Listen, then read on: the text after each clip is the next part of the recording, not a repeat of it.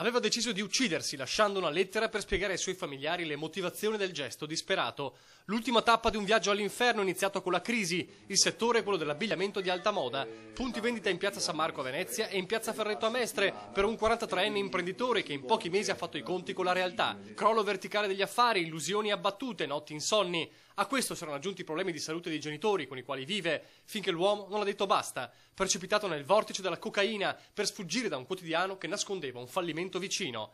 È iniziato così il suo incubo personale: prima 2 grammi di cocaina a settimana pagate 100 euro, poi è arrivato a consumare anche 10 grammi alla settimana di polvere bianca, continuando a recitare con i familiari una parte diventata insostenibile. Il denaro per la droga non bastava mai, finché è arrivato a indebitarsi con gli spacciatori che lo avevano chiuso nella loro rete. 2 tunisini che avevano intuito subito di trovarsi di fronte una gallina dalle uova d'oro. Fino a chiedergli decine di migliaia di euro o addirittura anche oggetti di valore, con una sfrontatezza tale da arrivare anche presso le boutique e punti vendita e uscendo quindi con capi di abbigliamento per svariate migliaia di euro.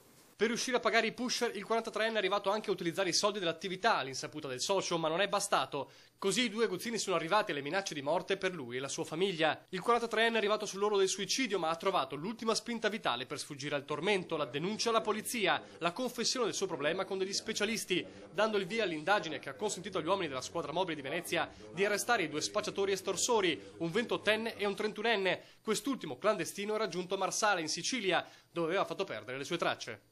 La cosa migliore è sempre, comunque, ripeto, uscire allo scoperto, denunciare, raccontare i fatti e poi ovviamente ci si attiva e si vede di intervenire in tempi rapidi.